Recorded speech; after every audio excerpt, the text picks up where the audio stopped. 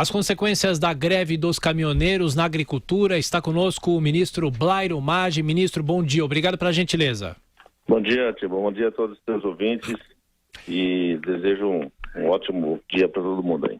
Ministro, desde o início da greve a gente vem observando morte de animais, ataques a caminhões na Bahia, temos problemas com as usinas aqui em São Paulo paradas, os usineiros agora no Brasil estão parando. É possível mensurar qual é a dimensão do impacto dessa greve nas contas da agricultura no país, do agronegócio no país, ministro? Olha, ainda é difícil falar em números, né? Mas alguns números começam a aparecer. Por exemplo, o pessoal da proteína animal, eles já estimam, até ontem tinham uma estimada de 3 bilhões de reais de perda efetiva que não volta mais, né? Em função de mortandade de animais, de perda de peso, enfim, das condições do dia a dia. Então, eu imagino que essa parada vai custar muito, muito caro para o país, em termos de inflação, em termos de PIB, de economia, e que, obviamente, vai afetar as pessoas. Eu acho que foi uma irresponsabilidade da forma que foi feito. O caminhoneiro pode ter razão, ou parte de razão no que ele está falando, mas, infelizmente, saiu do controle e até agora a gente não conseguiu voltar ainda a pleno do que a gente vinha fazendo. E vai demorar aí mais uns 15, 20 dias até restabelecer todo esse fluxo de mercadorias para cima e para baixo. Você está me dizendo, usineiro parado, fábricas de estivos parado, frigoríficos parados, tudo isso tem que, na hora que começar a movimentar, tem que retirar as mercadorias de onde elas estão para começar todo esse processo de novo. É muito preocupante mesmo o assunto que está sobre a mesa hoje. E o agronegócio, ministro, a soja ou a semente não foi lançada ainda, não é tempo? Não, olha, felizmente para a área de soja, de grãos, a greve veio num momento em que só atrapalha o deslocamento dela para os portos. Certo. E isso é um prejuízo, mas a mercadoria não estraga, ela está guardada no estilo.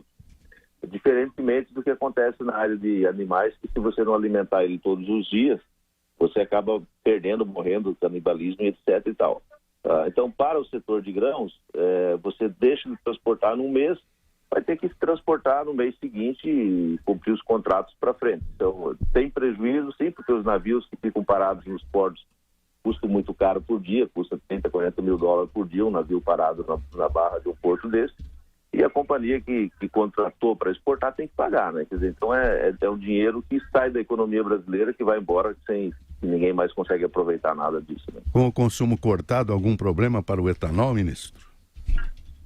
Olha, eu acho que o problema é para todo mundo, né? A usina deixa de vender, você deixa de consumir, é uma diminuição da atividade econômica muito grande.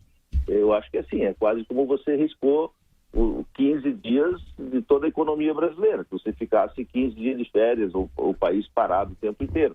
Isso tem reflexos econômicos muito grandes. Né? Você vai ver na arrecadação do Estado brasileiro, dos estados da federação, dos municípios, todo mundo já vem com as contas arrastadas, problema de pagamento de salários, tudo isso vai aumentar, vai potencializar esses problemas dessa semana. Né? E assim, uma das coisas que mais tem chamado a atenção nossa no Ministério da Agricultura, nessa cadeia de produção de aves, por exemplo, é que, para o ouvinte entender, para você ter esse 1 bilhão de frangos que o Brasil tem hoje e que a gente abate 23 milhões de frangos todos os dias, nós precisamos ter o que a gente chama de a parte de genética. Da onde começa tudo isso? Aí tem uma classificação que a gente chama de bisavós, as avós e as matrizeiras.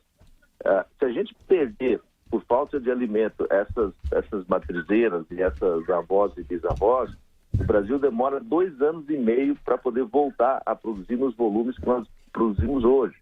E esse limite para que isso não aconteça é na quinta-feira agora. Depois da manhã é o último dia que a gente tem para restabelecer o fluxo de alimentos para esses animais.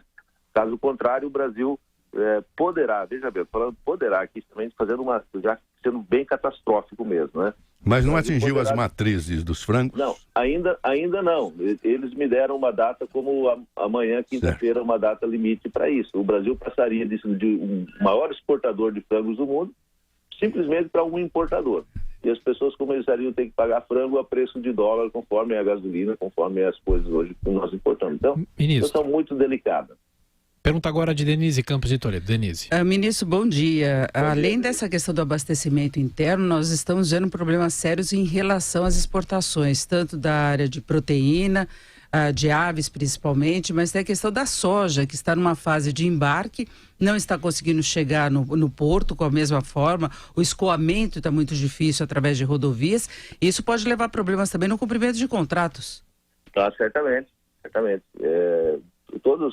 Toda essa questão da economia, hoje em dia, funciona tudo muito, como a gente fala assim, da mão para a boca, né? Just-in-time. Você tem que ter hora de carregar e a hora de descarregar. E quando falha no meio um processo desse, você cria muitos problemas e as multas são bastante pesadas, né? Além de você não ter o dinheiro, você tem multas para pagar, tem os demurges dos navios. Você imagina que o comprador de carne do Brasil, ele importou, ele é um importador lá no país dele, ele já vendeu isso para um distribuidor que vendeu isso para um supermercado, e essas coisas não chegando, elas são substituídas por um outro produto que vem de outro lugar. E é sempre provável que você acaba perdendo o mercado por não cumprimento desses contratos, né? Até porque o experimenta um outro tipo de mercadoria também. Aproveitando a pergunta da Denise, acho que não está fora do contexto, porque se trata do transporte da nossa grande produção de grãos. Alguma notícia da ferrovia transoceânica, ministro? O negócio com a China? Para mim, ser bem sincero, você não encontra no Blairo, no ministro Blairo, qualquer entusiasmo para isso. Eu acho um projeto totalmente fora de contexto, é um projeto que não tem viabilidade econômica. Eu já fiz contas, eu vi grupos que fazem contas, é o seguinte: mesmo que o chinês chegar aqui e construir a ferrovia, disse assim, ok, vão lá e operem a ferrovia. Ela não tem viabilidade econômica para a gente sair com mercadorias para o Pacífico. É melhor o Brasil continuar saindo para os portos que temos no sul, os portos do Arco Norte, que ficam muito mais competitivos. É claro que uma ferrovia dessa traz outros negócios, não estou falando aí só de grão, né? Uma integração da América Latina, tudo bem, faz muito bem. Agora, não é uma ferrovia que fica de pé pelo simples fato de ela se pagar pelo que ela se transporta. Então, se algum dia alguém quiser fazer isso, vai ter que fazer por uma questão de estratégia política, geopolítica, coisas que não tenham que trazer de volta o dinheiro do investimento dela. Agora, ministro, toda essa situação expõe muito a fragilidade de logística do país, não é? De não ter outras alternativas em relação aos transportes, especialmente a agricultura. O agronegócio do Brasil é muito forte e não se conta com alternativas através de ferrovias, de qualquer modo. Fica na dependência de rodovias e quando podem ocorrer, inclusive, desastres, interrupção de transportes. Nós já tivemos outros problemas em relação ao Nordeste por causa de chuvas. Então, é uma vulnerabilidade que não houve planejamento qualquer governo em relação a isso. E também a formação de estoques, a condição de se manter a oferta do produto, estoques estratégicos, a outras formas de escoamento. É uma total falta de planejamento nesse sentido.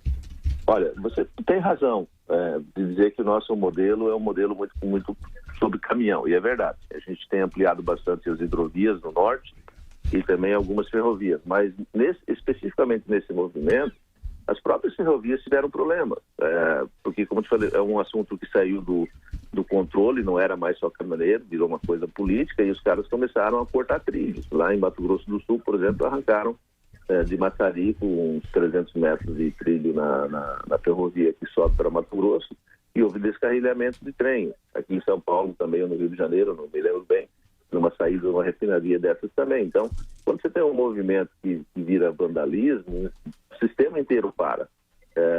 Essa questão do trem mesmo, que sai de Mato Grosso, passa Mato Grosso Sul, Goiás, chega a São Paulo para descarregar em Santos, ela poderia ter dado um suporte muito grande nesse transporte de mercadoria, mas ela também não conseguiu ser eficiente porque simplesmente trancaram isso também, né? Mas você não deixa de ter razão, precisa ter mais ferrovias, porque quanto maior a competição, menor os preços dos fretes, né? Efetivamente, que nós tivemos essa questão dos fretes, vai dizer, mas se botar mais ferrovia, vai diminuir mais o preço do caminhoneiro? Vai, esse é o jogo mesmo. Quanto mais você tem de transporte, malha de transporte, mais cai os preços. Então, a gente poderá ter um outro problema no futuro, vai ter que diminuir a quantidade de caminhão, e, obviamente vai haver aí um desemprego nesse setor no futuro, quando tivermos mais ferrovias. Ok, ministro da Agricultura Blairo Maggi, muito obrigado pela entrevista ao Jornal da Manhã da Jovem Pan e até a próxima. Bom dia a todos, bom dia.